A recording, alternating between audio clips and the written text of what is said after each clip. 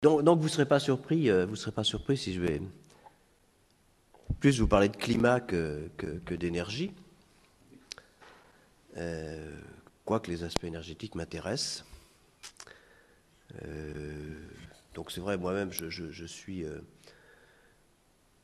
depuis 44 ans au CEA. Je dois être le plus ancien du CEA, je pense, hein. Donc, le plus ancien, peut-être pas le plus vieux, mais ça fait 40, je suis rentré au CEA en 68. Donc, mais je n'y connais pas grand-chose en énergie. Donc voilà, de façon très simple. Bon. Non, j'ai toujours fait de la recherche plus sur les aspects, effectivement, climatiques. Et de façon assez intéressante, parce que des fois on me pose la question, c'est pourquoi le CEA s'intéresse au climat. Au départ, pas du tout parce qu'il y a un lien entre climat et énergie.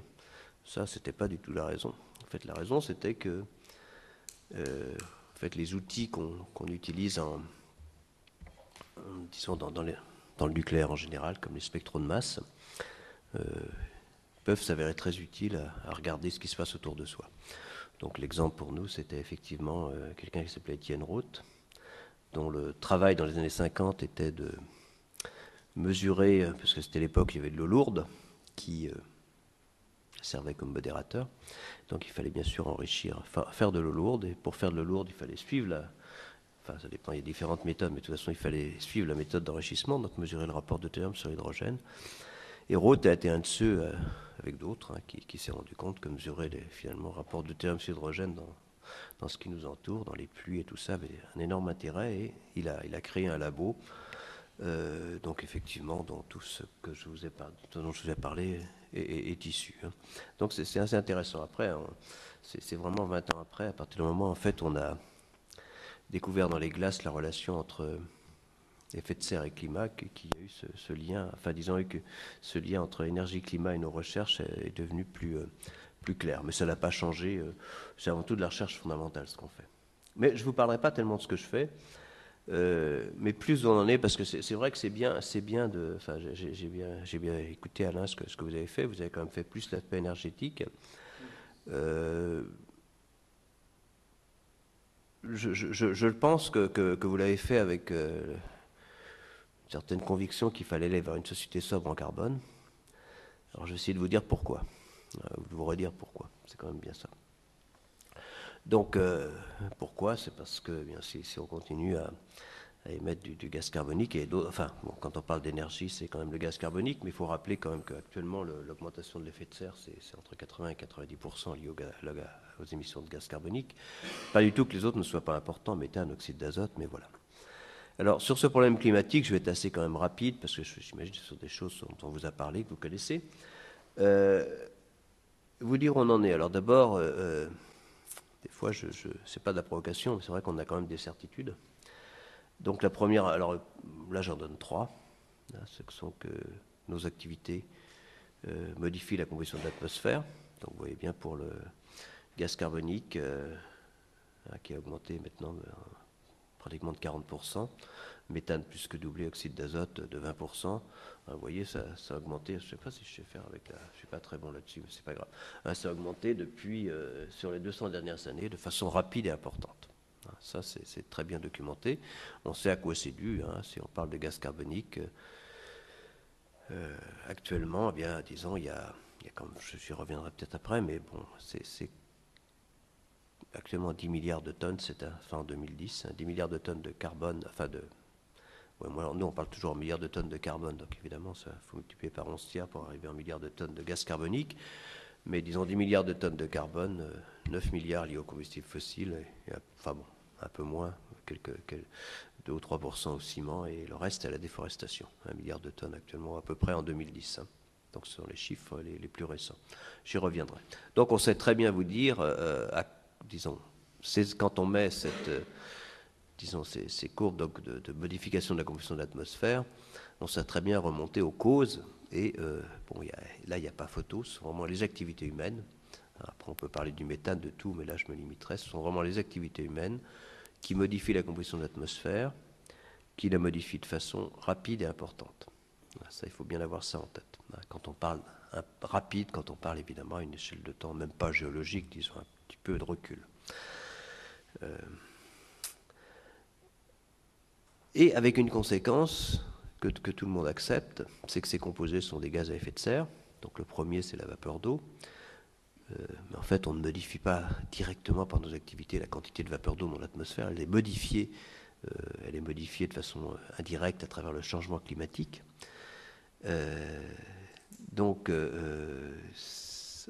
ces gaz à effet de serre ont simplement la propriété que, disons, une fois le rayonnement solaire réfléchi à la surface de la planète, il passe sans trop de problèmes par temps clair, mais au retour, il y a une partie de piégée qui se transforme en chaleur. Donc, en gros, cette augmentation des gaz à effet de serre se traduit par une accumulation de chaleur dans les basses couches de l'atmosphère, qu'on sait tout à fait quantifier. Donc, disons, il y avait 240 watts par mètre carré il y a 200 ans à peu près, en moyenne, disons, planétaire et en moyenne annuelle, pour chauffer les basses couches de l'atmosphère. Il y en a 1% de plus. Alors évidemment, quand on est de mauvaise foi, on dit 1% de plus, c'est pas un problème. C'est justement là le problème. Et que c'est 1%, 2%, 3%, et ça peut devenir 3 ou 4%. Mais c'est justement là le problème. Ce qu'on est en train de faire, on augmente le chauffage à peu près de 1% en moyenne globale. Et quand vous augmentez le chauffage, eh bien, la réaction naturelle d'un milieu, c'est que sa température augmente. Alors,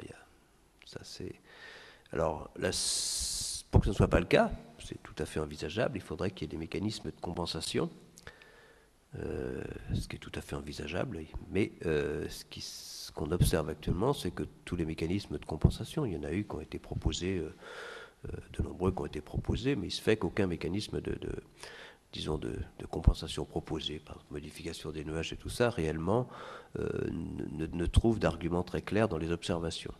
À l'inverse, on a deux mécanismes d'amplification qui, eux, sont très, très faciles à comprendre, je pense, et très bien documentés, et qui se passent sous nos yeux.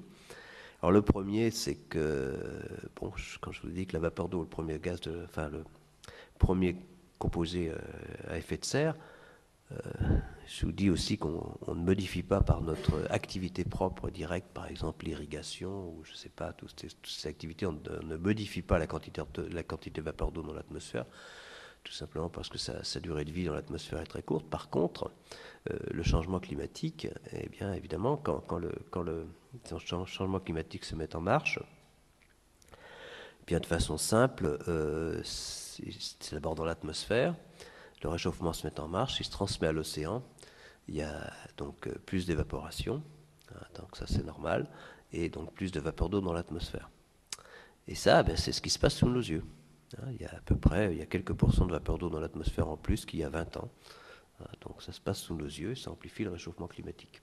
C'est très clair, et c'est pas du tout c'est pas des supputations, ce ne sont pas des hypothèses, ce sont des observations également, qui collent tout à fait avec ce qu'on attend du réchauffement climatique. Il y a un deuxième phénomène aussi dont on parle pas mal, c'est que bien quand le réchauffement se met en marche, en gros, les surfaces enneigées, englacées, ont tendance à diminuer de superficie. Donc, par exemple, c'est pratiquement dans un mois que les surfaces enneigées seront maximales, en pratique sur l'hémisphère nord, parce qu'elles ne bougent pas beaucoup sur l'hémisphère sud. Donc sur l'hémisphère nord, donc le maximal à la fin de l'hiver, c'était de l'ordre de 39 millions de kilomètres carrés il y a 40 ans. C'est plutôt 36 maintenant. Il y a entre 2 et 3 millions de kilomètres carrés en moins d'enneigé à la fin de l'hiver qu'il y a 30 ou 40 ans. C'est 4 ou 5 fois la superficie de la France métropolitaine. Et ça, ce sont des surfaces réfléchissantes qu'on remplace par des surfaces absorbantes. Donc on voit bien là aussi mécanisme d'amplification. Et puis c'est pareil pour la glace de mer, mais là la glace de mer elle est minimale plutôt en septembre, à la fin de l'été. Eh bien la superficie minimale de glace de mer en Arctique est plutôt passée de 7 millions de kilomètres carrés à quelque chose comme 4 au cours des 30-40 dernières années. Donc tout ça pour vous dire qu'il y a quand même donc voilà, le phénomène auquel on fait face, c'est que indubitablement il y a une accumulation de chaleur. Il y a des mécanismes d'amplification bien identifiés.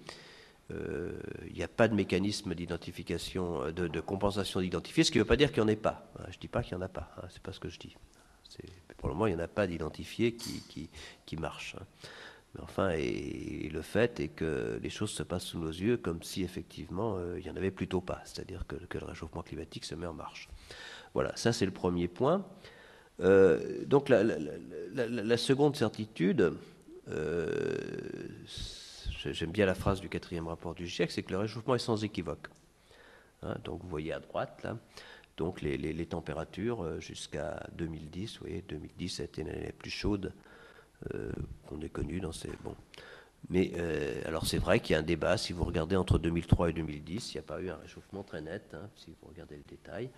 Mais c'est pas ça qui compte. Quand on regarde le réchauffement, il faut le regarder à l'échelle plutôt décennale qu'à l'échelle année après année. On ne s'attend pas que chaque année soit plus chaude que la précédente. Hein. C'est pas ça du tout le réchauffement climatique. Et puis aussi le regarder à une échelle globale, ce qu'on fait là.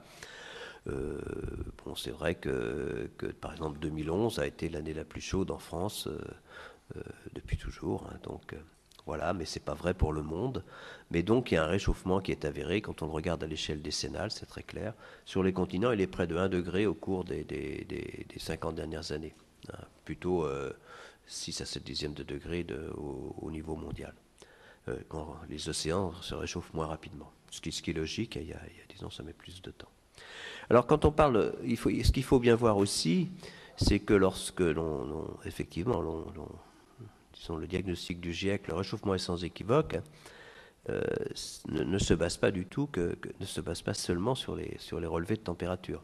Hein, il y a beaucoup d'autres, justement, ça se base sur d'autres, disons, d'autres éléments qui attestent d'un réchauffement climatique. Alors bon, je vous ai cité les surfaces dans des géants glacés qui diminuent, hein, en dehors du fait que ça amplifie, c'est aussi un signal, disons, une certaine signature du changement climatique. Il faut bien voir que les glaciers, le volume des glaciers diminue. Hein. Vous voyez, ce matin, il y a eu, hier dans Nature, il y a eu un article qui montre que quand on cumule à la fois glacier alpin, enfin disons glacier tempéré et glacier Groenland et Antarctique, ça équivaut à la moitié de l'élévation du niveau de la mer. Et puis, effectivement, pour moi, un des signaux les plus forts du réchauffement climatique, car il l'intègre, hein, bon, il y en a d'autres, hein, parce qu'il intègre deux phénomènes qui eux-mêmes sont un témoignage du réchauffement, eh bien c'est l'élévation du niveau de la mer. Dans l'élévation du niveau de la mer, il y a une contribution qui est liée disons, aux glaciers, alors qu'ils soient des glaciers tempérés ou plus récemment, parce qu'ils étaient à l'équilibre jusqu'à une dizaine d'années, Groenland, Antarctique, mais c'est plus le cas. Et aussi le fait que quand la chaleur se transmet de l'atmosphère à l'océan, eh bien, ça crée un réchauffement de l'océan qui se traduit par une légère dilatation. Donc actuellement, on a une élévation du niveau de la mer qui est de l'ordre de 3 mm par an en moyenne. On est sur une trajectoire de 30 cm par siècle. Et voilà, ce sont les derniers chiffres cette semaine. 1,5 mm par an, donc la moitié, 50% serait dû au glacier à peu près. Voilà. Ce que je veux dire, c'est quand on parle de le réchauffement est sans équivoque, c'est clair que cette élévation du niveau de la mer, qui là aussi se passe, bon, vous me direz 3 mm par an, c'est pas grand-chose quand on regarde sur une année, mais ce sont des choses très, très, très tangibles et qui témoignent du réchauffement climatique.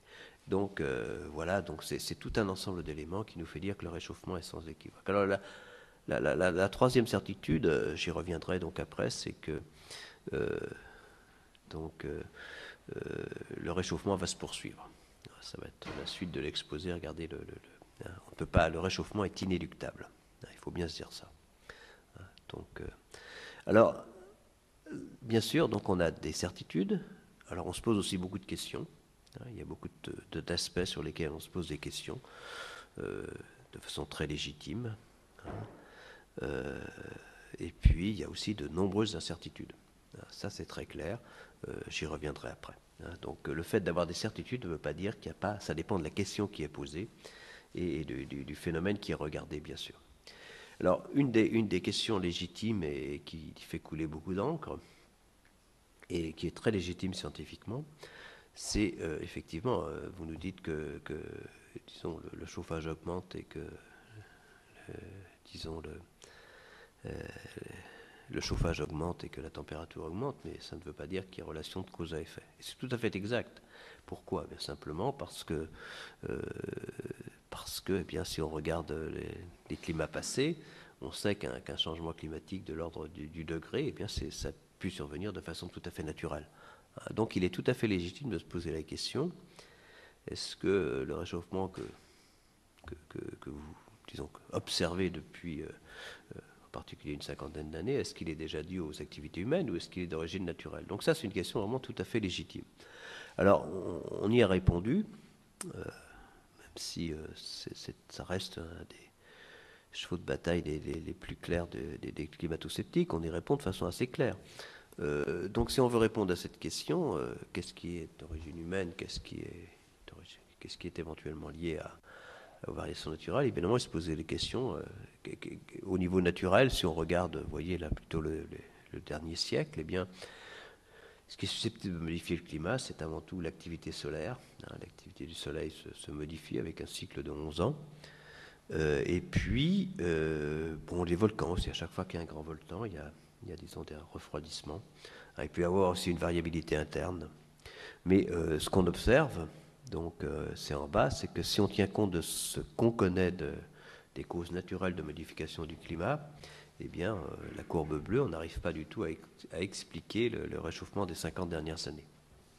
A l'inverse, si on tient compte à la fois de ces causes naturelles, hein, et puis de celles liées aux activités humaines. Alors dans les activités humaines, il n'y a pas que les gaz à effet de serre, il y a aussi la pollution. Hein, disons la pollution, qu'elle soit d'origine industrielle, urbaine, ou, eh bien, elle produit par exemple des sulfates, des composés sulfatés qui, sont bout de chaîne, produisent des aérosols qui interviennent, qui jouent un rôle comme noyau de condensation. Et d'abord, il y a une absorption directe. On voit bien qu'une atmosphère plus polluée, eh bien, disons que la lumière du soleil nous arrive un peu moins facilement. Il suffit d'aller dans une grande ville l'été. Et puis, il y a aussi des phénomènes secondaires qui font que eh bien, ces noyaux de condensation interviennent sur la vie des nuages, donc sur la taille des gouttelettes qui elles-mêmes, disons, jouent sur les propriétés optiques des nuages et donc finalement sur la capacité à absorber ou renvoyer une partie de l'énergie solaire. Donc, en fait, globalement, on pense que, disons, la pollution au sens large, tel qu'on la connaît, eh bien, contrecarre une partie du réchauffement climatique. C'est plutôt un signe, ça va plutôt dans le sens d'un refroidissement.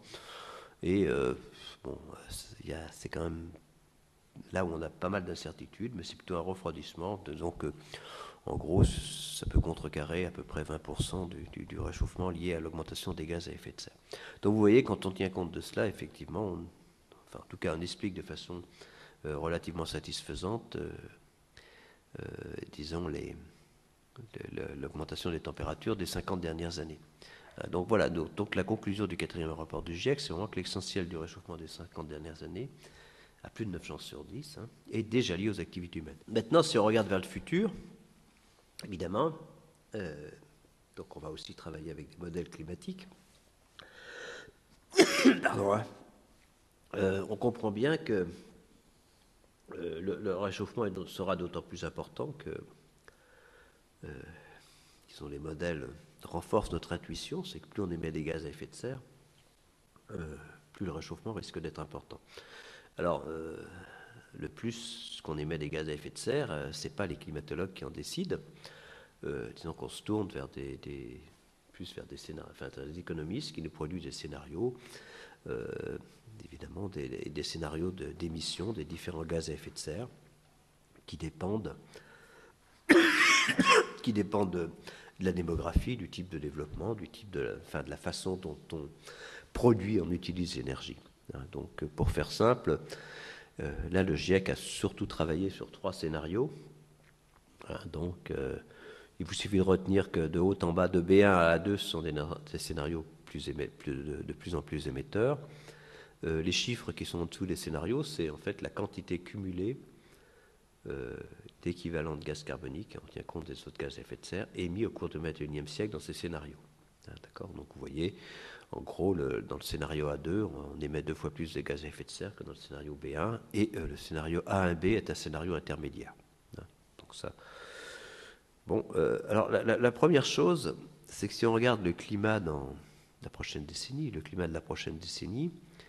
Alors il y a déjà un réchauffement qui est quand même relativement notable. Euh, bon, ça reflète à peu près la tendance sur laquelle on est, hein, parce que ça c'est par rapport à, c'est quand même par rapport au, disons plutôt aux dernières années du XXe siècle. Hein. On est sur une trajectoire actuellement de l'ordre de 2 dixièmes de degré par décennie, peut-être un peu moins. C'est ce qu'on observe, avec un réchauffement beaucoup plus marqué sur les continents de l'hémisphère nord. Là aussi, pas de surprise. C'est ce qu'on observe déjà dans les données. Beaucoup moins rapide au niveau océanique. Alors, ce qui est remarquable, c'est que si vous regardez ces 3 planisphères de gauche, elles sont pratiquement identiques.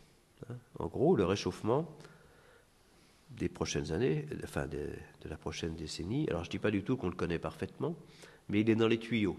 Je veux dire simplement que, en gros, eh bien, il dépend largement des gaz à effet de serre qui sont déjà dans l'atmosphère et qui n'ont pas encore joué tout leur rôle climatique. Ça, c'est une façon un peu simpliste de dire les choses, mais c'est le problème de l'inertie qui fait que, eh bien, qu'on émette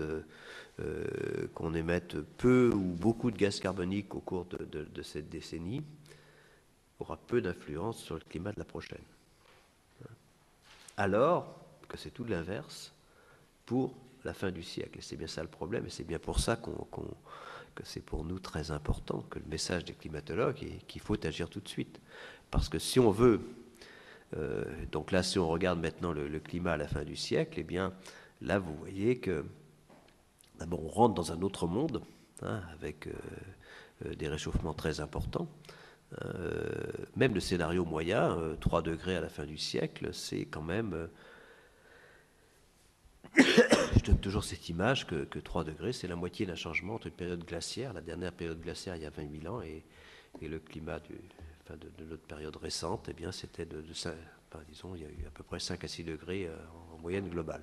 Donc on a en un siècle la moitié d'un changement climatique majeur qui, lui, a mis des milliers d'années à se produire naturellement. Et je redis aussi souvent qu'on ne parle plus de génération future. Hein, donc ça, c'est fini. Hein. Ne parlez plus de génération future, ce sont celles qui sont dans le cours d'école. Hein. Donc il faut bien comprendre ça. Hein. Donc il faut bien avoir ça en tête. Donc quand on parle de la deuxième partie du XXIe siècle, c'est plus ça. Donc voilà, donc le réchauffement est évidemment là beaucoup plus important si on émet, en gros en moyenne, hein, vous voyez, si vous l'émettez 2 fois plus, quand vous regardez en moyenne, vous chauffez en moyenne 2 fois plus. Hein. Donc effectivement, la quantité cumulée d'émissions est la variable, la déterminante dans le réchauffement moyen. Hein, c'est ce qui compte, c'est pas tellement la façon, si on les émet en 2040 ou en 2050, c'est vraiment la quantité cumulée sur on regarde à 2100 en premier lieu. Donc ça, on voit très bien cela. Alors ensuite, j'y reviendrai, mais on a aussi là, et disons, c'est aussi une des façons de donner une idée de la certitude. Si vous regardez toujours le scénario moyen, 2,8 degrés, eh bien en fait, disons là, vous avez une moyenne d'une quinzaine de modèles. Hein, c'était le 4e rapport du GIEC, et on va vers le 5e rapport du GIEC là maintenant.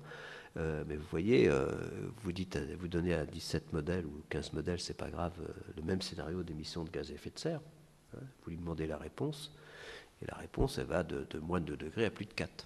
Hein. Donc vous voyez, il y a des incertitudes. On ne dit surtout pas, il y a au moins un facteur 2 dans l'ampleur du réchauffement climatique, même une fois le scénario connu. Il faut bien avoir ça en tête, et il y en a encore plus, ça c'est en moyenne globale, et il y en a encore plus lorsqu'on passe à des échelles régionales. Donc voilà, donc... alors, oui, c'est vrai que j'aime bien continuer sur les incertitudes. Alors, les incertitudes, bien sûr, l'importance des émissions, ça on pourra en rediscuter. Là, c'est bien sûr le comportement, en particulier, justement, quand on parle de transition énergétique, c'est au cœur du problème, l'importance des émissions. Mais il n'y a pas que ça, hein, il y a aussi tout le méthane, l'oxyde d'azote, l'ampleur du réchauffement, j'en ai déjà parlé. Les caractéristiques régionales, alors là c'est extrêmement, c'est encore moins précis, c'est très très dur. Hein. On peut regarder des grandes régions, on regarde des grands phénomènes, mais c'est sûr que la demande du politique, c'est plutôt dans son précaré quel temps il fera dans 50 ans, et c'est plus difficile d'avoir, dès qu'on passe, bon, température moyenne, oui, ça augmentera, mais dès qu'on passe aux précipitations ou à d'autres caractéristiques, c'est plus difficile. Le rôle des nuages, ces aérosols, beaucoup d'incertitudes sont liées à la difficulté qu'ont les modèles à, disons, appréhender correctement l'évolution des nuages dans un monde plus chaud. C'est pas simple. Donc voilà, mais enfin, ça s'améliore, en particulier grâce aux données satellitaires. Donc il y a beaucoup d'incertitudes aussi sur l'élévation du niveau de la mer.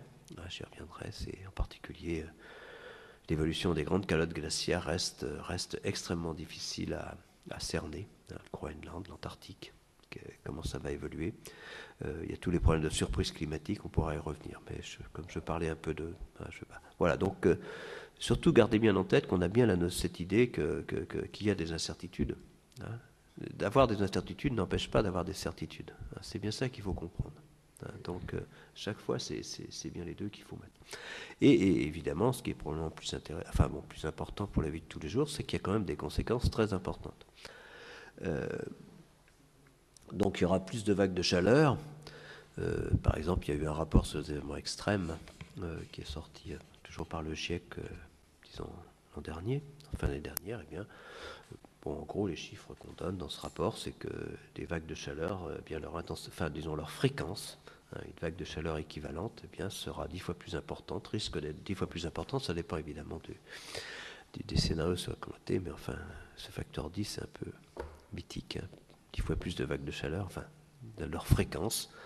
Hein, si on la définit de la même façon, par exemple, je ne sais pas, 5 jours à Toulouse de suite où il fait plus de 35 degrés, hein, vous allez obtenir 3 vagues de chaleur par an.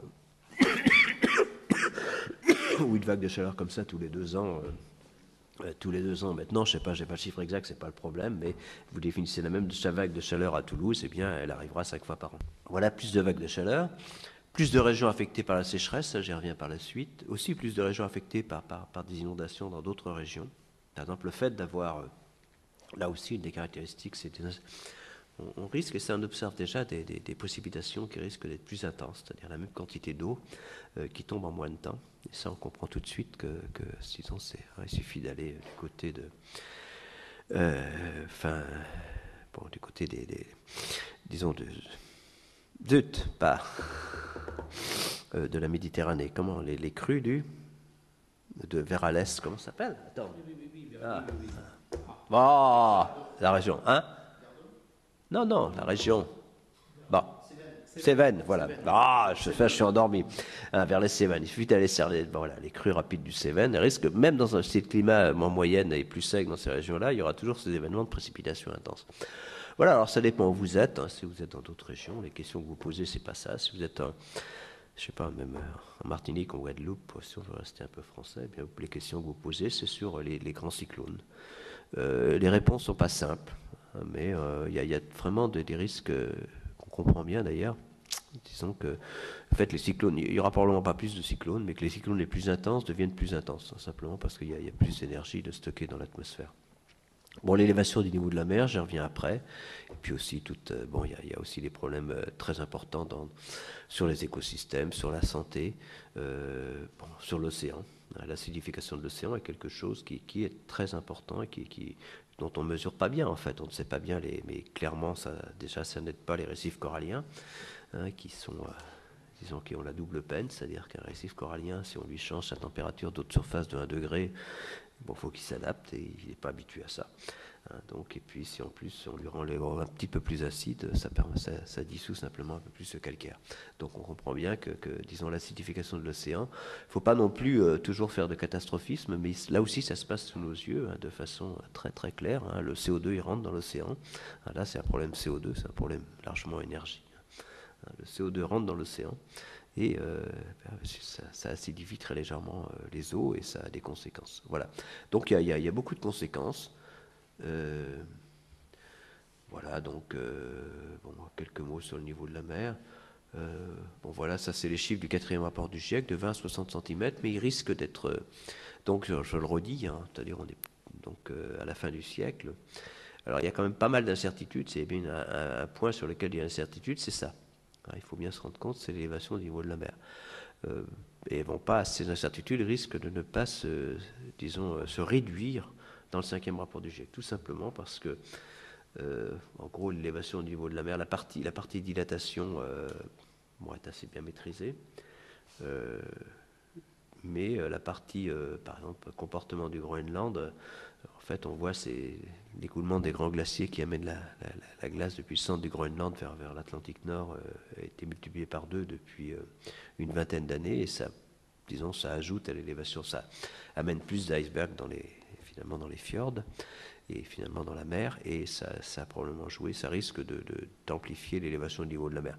Par exemple, dans le plan d'adaptation au chauffement climatique dans lequel je me suis pas mal investi en France, on s'est dit que, disons, en tout cas, on n'excluait pas, je ne savais pas dire que ça, j'espère que ça passait, une élévation du niveau de la mer de 1 mètre à la fin du siècle. Donc, en tout cas, il faut réfléchir. Et c'est quand même, il faut bien imaginer que c'est énorme. Donc, c'est pas du tout. Donc là, ce que je veux. Alors, c'est énorme, pas forcément pour nous. En premier lieu, vous le savez bien, les gros points rouges, ce sont les régions où il y a des régions côtières où il y a beaucoup de monde et qui sont très sensibles à une élévation du niveau de la mer de quelques dizaines de centimètres.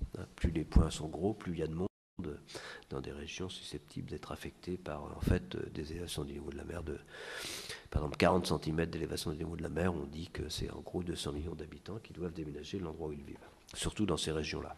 Alors vous connaissez le Bangladesh, bien sûr, on devient aussi assez familier avec tout ce qui touche l'Asie du Sud-Est, enfin Birmanie, Thaïlande, Vietnam.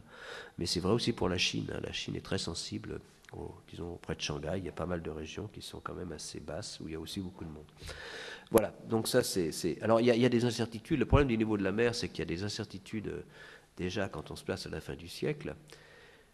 Mais il y a aussi là une certitude qui est pour moi le vrai problème, un des vrais problèmes, enfin, surtout du point de vue éthique, du réchauffement climatique, c'est qu'on est aussi certain que ce réchauffement climatique, cette élévation du niveau de la mer, même si on réussissait à stabiliser le réchauffement, elle se poursuivra. Elle se poursuivra à la fois pour la fonte des glaciers et pour la partie dilatation. Même si on a stabilisé, il y a une telle inertie que si vous prenez, je dirais, les 30 ou 40, si vous prenez 40 cm ou 30 cm qui a la dilatation au cours du XXIe siècle, eh bien, même si vous avez stabilisé, pratiquement, vous prendrez 30 cm chaque siècle. Et de même, il y a un risque que disons, la fonte des calottes se poursuive. On donne toujours l'exemple, alors, ça a pris du temps, mais au dernier maximum glaciaire, il y a 120 000 ans, c'est vrai que j'ai toujours, enfin mon propre domaine de recherche, ce sont plus les glaces polaires, et enfin tout ce que nous apprend sur le fonctionnement du système climatique. Mais c'est vrai que quand on regarde, ça donne un peu froid dans l'eau, quand on regarde le climat d'il y a 125 000 ans, donc là on avait probablement qu'en température moyenne globale, c'était 2 degrés autour, peut-être 3, en moyenne globale plus chaud qu'actuellement. Alors pour des raisons, pas du tout liées au gaz carbonique, mais pour des raisons d'orbite terrestre un peu différentes, eh bien, le niveau de la mer était alors, au moins de 4 mètres, peut-être de 6 mètres plus élevé qu'actuellement. Donc ça pose des questions, c'est-à-dire que alors ça a pris du temps. Quand on parle alors, parce que je reviens toujours, donc on a partagé le prix Nobel avec Al Gore, peut-être que certains d'entre vous ont vu le film d'Al Gore.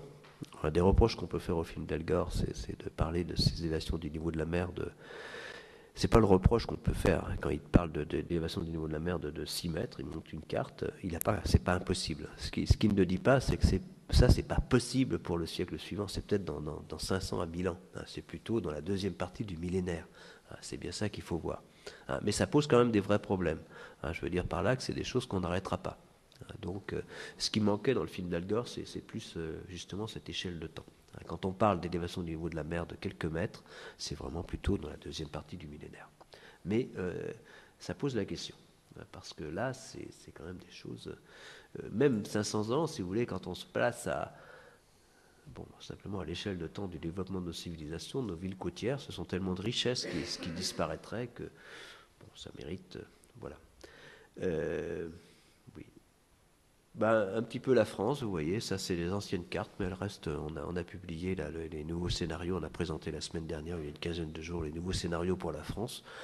Mais vous voyez que c'est quand même, dans le scénario le plus émetteur, on arrive à des réchauffements de 4-5 degrés l'été, c'est quand même des choses très très importantes. Il faut bien voir, ceux qui se rappellent l'été 2003, ça deviendra la norme à partir de 2050 si on fait comme ça. Alors vous voyez aussi l'intérêt d'émettre moins. En gros, le réchauffement est quand même beaucoup moins élevé si vous êtes sur un scénario B2 que sur un scénario A2. Alors des conséquences, je vais aller assez rapidement parce que ce sont des choses dont j'imagine les ressources en eau évidemment. Donc parce que, mais je dois le dire après, oui, il y a ces problèmes un des problèmes les plus importants, aussi importants à l'échelle française probablement, c'est que quand on regarde, alors je dois avoir une carte après où je ne l'ai pas mise, mais c'est pas grave. Donc sur la sécheresse, il y a vraiment des zones, en particulier pour ce qui nous intéresse, le pourtour méditerranéen, où on voit quand même moins de précipitations. Et donc, comme ce sont des zones où l'évaporation va augmenter, c'est vrai que les ressources en eau seront mises à mal dans certaines régions. Et là, on pense plutôt à la partie sud de la France. Bon, vous voyez, les grandes sécheresses qu'on a connues, ou type, ou bien, vous voyez ce que ça donne, des coûts annuels, des risques naturels, gonflement des argiles. On n'est pas bien prêt alors qu'on sait que ce risque est là. Des sécheresses prolongées, là aussi, ça cause des dégâts énormes. La biodiversité, très affectée. Donc déjà, elle est affectée par beaucoup d'autres choses. C'est probablement pas le changement climatique qui est le premier, qui est vraiment qui est au cœur de la perte de biodiversité, mais elle accélère visiblement la perte de biodiversité, tout simplement parce que, disons, garder la biodiversité, c'est une question d'adaptation. C'est très difficile de s'adapter à un environnement qui bouge de façon importante. Donc on pense à une perte supplémentaire de biodiversité qui pourrait, 20, 30, 40, 50%. Voilà, donc les vagues de chaleur, la qualité de l'air. Donc il y a ce problème de qualité de l'air quand vous êtes en tout cas dans les mégapoles. C'est moins vrai pour Paris probablement, qui est pas. Mais bon, si vous allez à Pékin ou dans beaucoup de grandes mégapoles, l'été, si les températures augmentent, disons, quand il y a très peu de convection, ces problèmes de qualité de l'air deviennent de vrais problèmes de santé. Et c'est lié quand même, disons, en tout cas, là aussi, le réchauffement climatique les exacerbe. Bon, sur l'agriculture. Alors, sur l'agriculture, si on regarde à une échelle globale, c'est tout à fait vrai que dans un premier temps, il y a des risques, il y a des régions qui viennent, disons, moins productives, mais d'autres qui s'ouvrent aussi on peut penser à la Sibérie ou à d'autres régions. Donc on peut aussi, bien sûr, oui, vous allez perdre un peu de productivité dans certaines régions, vous allez en gagner dans d'autres, ce qui est vrai.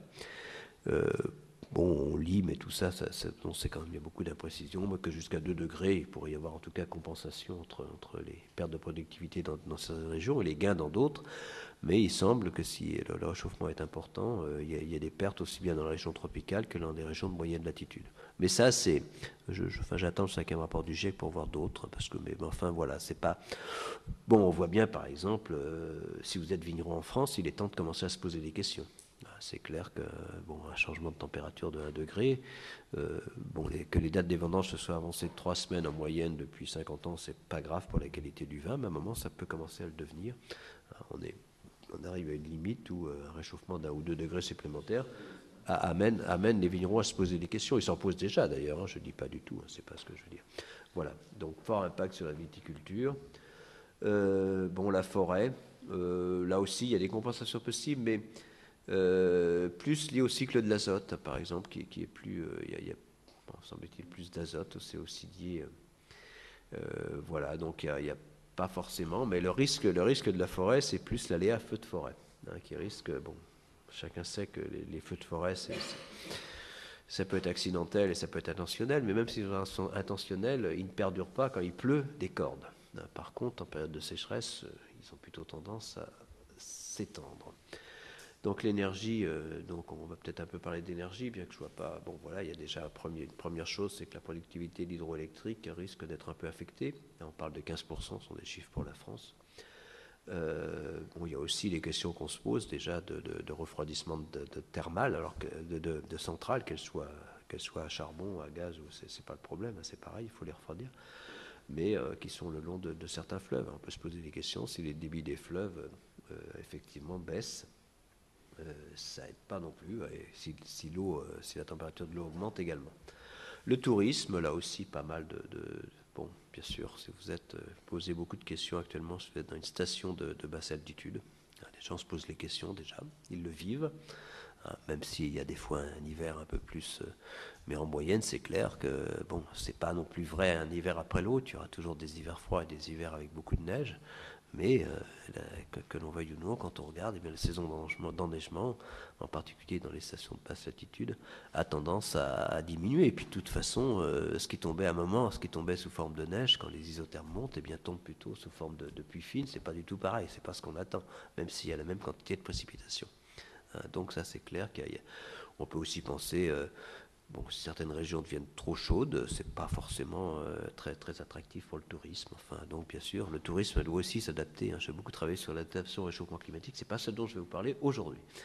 Voilà, les infrastructures routières, ça c'est pour les régions côtières. Voilà. Donc je continue. Alors maintenant, c'est quand même un beau problème. C'est que tout le monde sait ce qu'il faut faire, y compris tous les hommes politiques qui sont très intelligents. Puis ils ont tous compris que, bon, par quelques-uns sur cette planète, tout le monde a compris que si on ne peut pas comme ça, disons, continuer à accumuler de la chaleur dans les basses couches de l'atmosphère en espérant qu'il ne se passe rien. Il y a toujours qui l'espèrent, ou qui disent que c'est un problème secondaire, moi je ne le pense pas. Donc en tout cas, le problème il est là. On accumule de la chaleur, on peut toujours espérer qu'il ne se passe rien, mais alors il faudrait qu'on ait vraiment beaucoup de chance, et en gros, il faudrait qu'il y ait des mécanismes de compensation. C'est clair, il n'y a pas, je ne dis pas qu'ils sont impossibles, mais pour le moment, on n'en voit pas qui se mettent en jeu, et on voit bien dans les climats passés et tout qu'il y a plutôt eu des mécanismes d'amplification du système climatique. Donc voilà. Alors tout le monde sait ce qu'il faut faire, c'est ce qu'on appelle la Convention climat, hein, à Rio, donc il y a 20 ans, tous les pays ont signé. Cette convention, qui est une convention de bon sens. Alors vous savez, il y a 3 conventions. La Convention climat, elle dit simplement que tout doit être fait, en gros, pour... On a l'objectif ultime. Donc on peut dire, en gros, c'est quelque chose de sérieux, l'objectif ultime. C'est de stabiliser l'effet de serre. C'est-à-dire, personne ne pense arrêter le réchauffement climatique, mais à un moment, le stabiliser. Disons, on sait qu'il va... Alors avec des qualificatifs extrêmement de bon sens, il faut préserver les écosystèmes, bon, la sécurité alimentaire est importante et la notion de développement durable est importante aussi. Puisque c'était en fait quand même une des premières applications du rapport Brundtland. Il faut bien voir ça. Donc le rapport Brundtland en 88, 89, 87, enfin c'est pas grave, sur le développement durable. Et là on a vraiment tous les ingrédients du développement durable. Rapport nord-sud, rapport entre pays pauvres et pays riches, rapport entre générations. Et on a vraiment toutes les dimensions. Alors qu'est-ce qu'il faut faire? Donc une fois qu'on a signé cet accord, alors on se tourne vers les scientifiques et qu'est-ce que ça vous dit tout ça? Alors ça nous dit d'abord que les économistes, ils n'arrivent pas à nous produire des scénarios qui vont permettre de le stabiliser. Si on se tourne vers les économistes, comment vous voyez l'évolution de notre monde, eh bien aucun des scénarios qu'ils nous proposent, qu'ils nous ont proposé, parce que dans le 5e rapport du GIEC, on va prendre l'approche inverse. Alors, on va dire il faut stabiliser, donc comment vous faites, vous les économistes, c'est assez intéressant, mais ça on pourra en parler après. Mais aucun des scénarios, bien sûr, j'ai mis le A2, A1B, B2, là, qui sont 3 dont je vous ai parlé, dont je vous ai montré les résultats. Voilà, en fait, si on veut, alors, en plus, disons que non seulement ils sont... Alors, disons, la faiblesse de la Convention climat à Kyoto était vraiment que, bon, en gros, personne ne disait à quel niveau on allait stabiliser. Donc ça, il n'y avait rien. Et ça a quand même été une des grandes avancées des dernières conférences, celle de Copenhague et de Cancun, que de dire, et c'est complètement différent, enfin c'est pas complètement différent, mais ça cerne bien le problème, que de dire que tout doit être fait, donc la stabilisation, c'est tout doit être fait pour que le réchauffement climatique n'excède pas 2 degrés par rapport au climat pré-industriel d'il y a 200 ans. C'est-à-dire, en gros, nous on compte à peu près 1,5 degré entre le climat de la fin du XXe siècle et... Donc en gros, on a quand même pris 1 degré par rapport à ça. Donc il ne faudrait pas qu'il excède 1 degré supplémentaire ou 1,5 degré par rapport au climat actuel. Parce qu'on a déjà pris 2/10 de degré là, au cours de la dernière décennie.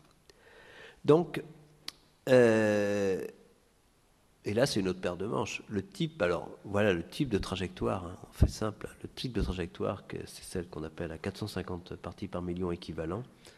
On est déjà à ce niveau-là pratiquement. C'est-à-dire on tient compte non seulement du gaz carbonique, mais des autres gaz à effet de serre. Et vous voyez, et ça c'est le bon sens, si on veut stabiliser l'effet de serre, eh bien il faut que, donc en gros, il faut qu'on n'en mette pas plus dans l'atmosphère que... Alors pour le CO2, elle disparaît par absorption par l'océan ou par la végétation. Alors actuellement, les 10 milliards de tonnes, il y en a quand même que... On a un peu de chance, il n'y en a que 4 milliards et demi qui restent dans l'atmosphère chaque année. Il y en a un peu plus de la moitié qui sont absorbés par... 55% qui sont absorbés par l'océan et l'atmosphère. Ça, c'est notre chance, mais ça risque de ne pas continuer. Et vous voyez qu'on en accumule chaque année, c'est ce qu'on voit, c'est l'augmentation. Donc, en fait, si on veut maintenir en dessous de 2 degrés, eh bien, il y a une double condition qui est que il faut que les émissions de gaz carbonique en particulier, il faut aussi jouer bien sûr sur les autres émissions, mais je le redis, ça ne joue que sur moins de 15% des augmentations actuelles. Hein. C'est vraiment le CO2. Dans l'augmentation, par exemple, de l'année 2010, c'est vraiment le CO2 qui est disons, le contributeur additionnel est vraiment essentiel. Eh bien, il faut que le gaz carbonique redescende à 2 ou 3 milliards de tonnes, c'est très clair. Pratiquement une division par 4 par rapport au niveau actuel, enfin division par 2, par 3 par rapport au niveau de référence de 90, mais comme on a déjà augmenté de 40 à 50% par rapport à 90, vous voyez bien qu'on est loin du compte. Donc, et il faut aussi, ça j'y reviendrai, que le pic, hein, si on veut rester en dessous de 2 degrés, il faut que le pic de CO2 en particulier soit au cours de cette décennie, c'est-à-dire que d'ici la fin, bon, on a toujours dit si possible avant 2015, mais en tout cas avant 2020, il faut que les émissions de gaz carbonique aient commencé à redescendre. Alors vous voyez que bon, ça nous oblige à aller vers une société sobre en carbone, c'est le moins qu'on puisse dire. Pour nous en tout cas. On n'a pas tel choix. Alors, la difficulté, et ça montre, c'est ça qui en fait est certainement à l'origine de la difficulté de négociation, c'est que pour le moment on fait tout le contraire. Plus on parle de réchauffement climatique, plus les émissions augmentent rapidement. Donc ça peut paraître un peu... Bon, peut-être qu'il faut... Mais je ne crois pas que ce soit en arrêtant d'en parler que ça changerait grand-chose. Mais c'est quand même ça ce qui se passe. Donc, si vous voulez, chaque année, les émissions de gaz carbonique augmentent de 3%. Disons, alors qu'elles augmentaient de 1% par an, à peu près un peu plus, c'est pas grave, dans la décennie 90, elles augmentent plutôt sur une trajectoire entre 2 et 3%. Alors évidemment, la crise a fait que 2009, il y a eu une légère diminution, mais c'est reparti tout à fait sur un rythme équivalent en 2010. Et puis 2011 probablement aussi. Donc vous voyez, on demande à ces émissions qui augmentent extrêmement rapidement, enfin le climatologue demande, le climatologue souhaiterait que ces émissions, elles commencent à redescendre très rapidement. Alors on voit bien bien sûr, puisque là, quand on parle de pétrole, c'est avant tout notre utilisation dans ces cas-là pour plus de 90%, près de 95% de pétrole, de charbon, de gaz naturel. Bon, enfin 90%, il y a la déforestation. Alors, la déforestation, disons, en part relative, diminue parce qu'elle diminue d'abord un petit peu, parce qu'à force de déforester, on n'a plus de forêt à déforester. Enfin, moins, donc c'est un peu triste à dire, mais... Et puis aussi parce que les émissions de fossiles augmentent de façon très rapide. Voilà, alors bon, faut évidemment, des choses comme ça que vous savez, c'est vrai que c'est lié à l'émergence des pays dits émergents, c'est très clair, mais il ne faut pas faire trop cocorico parce que c'est aussi lié, si les pays émergents émettent beaucoup, c'est aussi pour produire des biens et matériaux qu'on utilise aussi en France, ou dans les pays développés en général. C'est vrai que je donne des chiffres à peu près à la louche, mais je ne sais pas s'ils sont là. Oui, voilà. Bon, les pays développés, c'était, disons, les pays développés au début en 2000, c'était plutôt 55% pays en voie de développement, et les autres pays en voie de développement émergents, 45%. C'est plutôt l'inverse actuellement. Ah, disons, les pays, si on tient, enfin, les pays développés pris globalement. La Chine est passée devant les États-Unis, mais les pays développés pris globalement émettent moins que les autres pays. Enfin, nous, ce qu'on appelle les pays d'annexe 1, parce que le développement, ça après, c'est assez bizarre. Mais si vous attribuez les émissions là où les biens sont utilisés, en général, eh bien, on retombe aussi sur quelque chose plus 55-45, mais cette fois, des pays développés qui font plus. Donc Durban dans ce contexte, bon voilà, je ne vais pas reparler de Durban trop, hein, il y a eu quand même un Kyoto 2, il y a un après 2020, mais le problème, et c'est ça dont on va plus parler, c'est qu'il y a un fossé entre les objectifs 2020 et qu'actuellement, on ne voit pas comment on va éviter un réchauffement de 3 degrés. Donc le message du climatologue en termes d'énergie, puisque c'est quand même bien ça dont on parle aujourd'hui, c'est qu'il faut aller vers une société sobre en carbone. Et de façon à marche forcée. C'est très clair. Il faut quand même bien voir ça. Si on veut éviter que, effectivement, de dépasser 2 degrés, donc voilà, ce sont vraiment des... Il faut agir tout de suite et de façon importante. Alors, on pourrait penser que c'est une lubie de climatologue. Il n'en est rien. Si vous lisez le rapport alors, de gens sérieux, cette fois, l'AIE, c'est-à-dire l'Agence internationale de l'énergie, dans son dernier rapport, dit que après 2017, il sera trop tard pour rester en dessous de 2 degrés, s'il n'y a pas une action qui est prise. Donc, si vous voulez, les généticiens, et ils disent aussi, ils écrivent aussi que si rien n'est fait de sérieux et de façon très volontariste, eh bien, ils parlent juste un réchauffement jusqu'à 6 degrés, enfin qu'on irait au moins vers 3,5, je ne sais pas où ils ont trouvé le 6 degrés, mais enfin bref, ça c'est... Voilà, ils sont presque plus catastrophistes que les climatologues. Donc voilà, donc je veux dire par là que c'est quand même un sentiment partagé. On ne peut pas continuer à utiliser le pétrole, le charbon en espérant que on va, par miracle, le réchauffement climatique ne va pas se poursuivre ou pas s'accélérer malheureusement. Ça c'est pas partagé que par les climatologues. Les énergéticiens, l'IAE est tout à fait sur cette ligne. L'IAE dit aussi quelque chose de beaucoup plus intéressant peut-être pour vous, et ça j'y reviendrai parce que c'est ce qui moi m'intéresse aussi, c'est que tout euro, en fait il parle de tout dollar parce que c'est un rapport quand même, on va garder tout dollar non investi pour aller vers une société sobre en carbone entre maintenant et 2020 se traduira par 4 dollars ou 4,5 dollars à investir après 2020 chaque année. Vous voyez ce que je veux vous dire. Donc cette idée qu'économiquement c'est gagnant de manger nos ressources est complètement fausse. Donc c'est bien ça qu'il faut aussi comprendre. Si on parle d'économie, on est complètement à côté de la plaque. Il faut aussi aller vers une société sobre en carbone. Le problème, il est que dans la mesure où le réchauffement est inéluctable, si on n'accepte pas l'idée de jouer avec le feu, c'est-à-dire de faire que nos petits-enfants, moi j'en ai 5 et demi, presque 6, enfin, je veux dire, la génération qui sont là, je veux dire, ne fassent front vraiment à des conditions qui seront vraiment difficiles. Disons, le problème du 2 degrés, c'est que jusqu'à 2 degrés, on peut s'adapter sans trop... Enfin bon, l'espoir, c'est qu'on peut s'adapter, pas pour tout, mais au-delà, ça deviendra de plus en plus difficile. Donc voilà. Donc, je veux dire, c'est bien ça le problème. Donc, cette idée d'aller vers une société sobre en carbone, donc cette idée d'aller vers une société sobre en carbone, elle est vraiment pour moi inscrite dans notre futur. Il faut l'accepter, enfin je veux dire l'accepter, pas l'accepter, je veux dire comme ça, disons, il faut y réfléchir, mais c'est vraiment ce vers quoi il faut aller.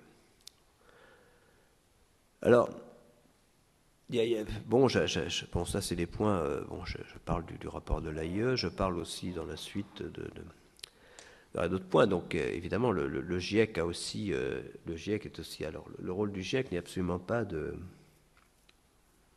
disons, de faire des propositions, de faire des recommandations au gouvernement, c'est surtout pas ça, mais de faire un état des lieux. Mais le GIEC fait aussi un état des lieux sur les aspects plus comment aller vers une société sobre en carbone. Évidemment, plus l'objectif est en termes de diminution des gaz, enfin des émissions de gaz à effet de serre et disons ambitieux, et il doit être ambitieux en tout cas pour moi, eh bien, plus les diminutions d'émissions disons, doivent être rapides et importantes. Alors, bon, il y a des beaux schémas que je remontrerai peut-être un jour, mais bon. Donc, je peux vous envoyer en PDF, je vous l'enverrai, je vais vous l'envoyer après. Voilà, donc, par exemple, le rapport du GIEC montre que, bon, alors, quels sont les, bon, j'espère pas me tromper, donc disons, les leviers sur lesquels on peut agir, avant tout, quand même, économie d'énergie, c'est très clair. Il y a énormément à faire au niveau mondial, au niveau même français, au niveau, on voit bien. Je me suis moi-même beaucoup investi dans le Grenelle de l'environnement. Économie d'énergie. Ensuite, c'est bon. Alors, il y a une partie qui est liée, disons, au transfert d'une certaine façon. Bon, alors, vous avez deux façons d'utiliser les combustibles fossiles de façon un peu moins embêtante pour l'effet de serre. C'est bon, plus de gaz, moins de charbon. En gros, pour faire simple, pour produire la même quantité d'énergie, il faut utiliser, vous émettez 2 fois plus si vous utilisez du charbon que du gaz, et c'est intermédiaire pour le pétrole. Ça dépend de la qualité du pétrole. Je n'entrerai pas dans le débat du pétrole sale dont on parle actuellement, mais qui est un vrai débat. On peut aussi utiliser, alors une des façons, enfin bon, bien sûr, utiliser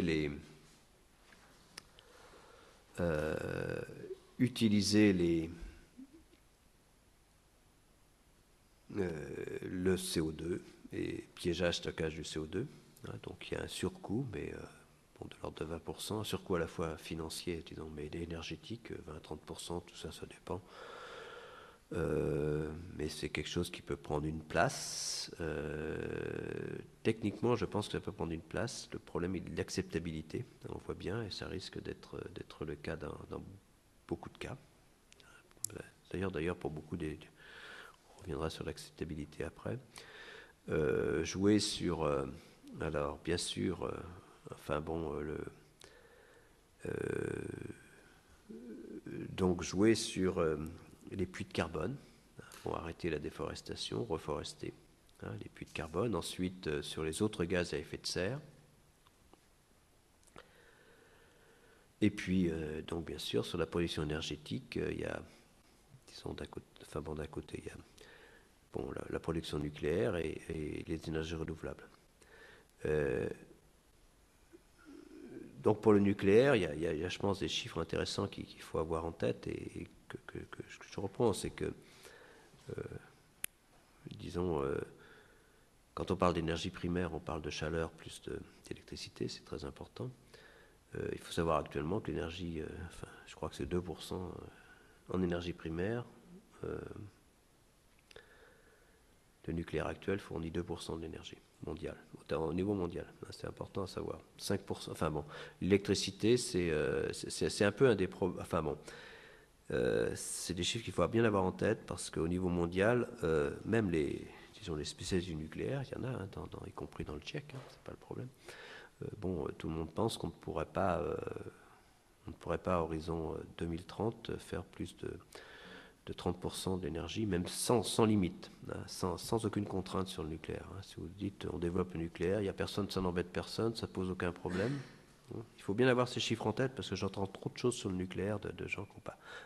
Même si ça se développe partout où vous voulez, sans contrainte, ce ne serait même pas 30% de l'électricité, c'est-à-dire entre 5 et de l'ordre de 7% de l'énergie. Il faut bien avoir ça en tête parce que ça, c'est au niveau planétaire.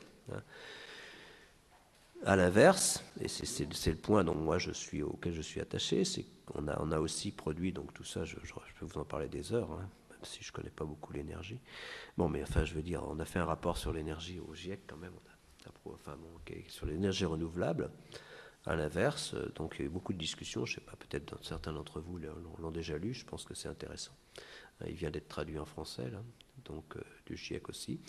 En gros, alors s'il y a une volonté politique, une véritable volonté, eh bien, bon, c'est vrai qu'il y a eu, je sais plus, 160 scénarios d'analyser. Le scénario le plus faible à l'horizon 2050, c'est 27% de l'énergie renouvelable. Alors là, on parle d'énergie primaire. Et alors le scénario le plus élevé qui a été contesté parce qu'effectivement il est dû à Greenpeace, c'était à 77%. Mais ce qu'on ressort de l'ensemble de scénarios, c'est quand même que s'il y avait une véritable... Techniquement, alors il y a deux choses qu'il faut retenir quand même. Techniquement, si on le voulait, on pourrait tout à fait vivre uniquement sur le renouvelable. C'est une question de décision, enfin bien sûr il y a des investissements, mais on pourrait tout à fait se passer, en particulier des continents comme l'Afrique, pourrait tout à fait vivre complètement sur le renouvelable. Techniquement, c'est tout à fait possible. C'est ça qu'il faut voir, il faut bien avoir les chiffres en tête. Après, c'est des questions d'investissement. Ensuite, je pense que s'il y avait une véritable volonté, mais bon, on voit bien qu'elle n'existe pas forcément, on pourrait vraiment, disons, au niveau mondial, avoir à peu près 50% d'énergie. C'est un objectif qui est raisonnable, 50% d'énergie renouvelable, hors nucléaire, hein. Disons 50% de notre énergie qui puisse être fournie par le renouvelable. Quand on parle de renouvelable, c'est beaucoup biomasse, hein, c'est géothermie. Oui, mais biomasse, bois et tout, hein, tout ça. Hein. Biomasse, géothermie, solaire, solaire direct, solaire central, énergie marine, puis un sixième. Donc voilà, je peux vous envoyer tout ça, c'est quand même intéressant si vous êtes... Voilà, donc ensuite, bon, j'avais aussi terminé sur un autre point, puis après on va pouvoir discuter, c'est bien. Donc des choses que vous connaissez pour le moment, c'est la roadmap 2050 de l'Europe. Hein, quand vous la regardez aussi, c'est assez impressionnant, puisque bon, c'est quand même ce que nous dit l'Europe, c'est aussi justement, l'Europe vise 80-85% de diminution de ses émissions à horizon 2050. Par rapport au niveau actuel, mais comme en Europe, le niveau actuel n'est pas très loin du niveau 90, donc ça, il y a tout ce scénario. Ce sont des choses donc, qui sont intéressantes, en tout cas qui s'inscrivent dans la, disons d'une certaine façon, dans la continuité du discours des climatologues. Mais j'insiste que, disons, les énergéticiens, l'agence de l'énergie est tout à fait en phase avec ça. Voilà, j'arrête là, après on peut discuter des...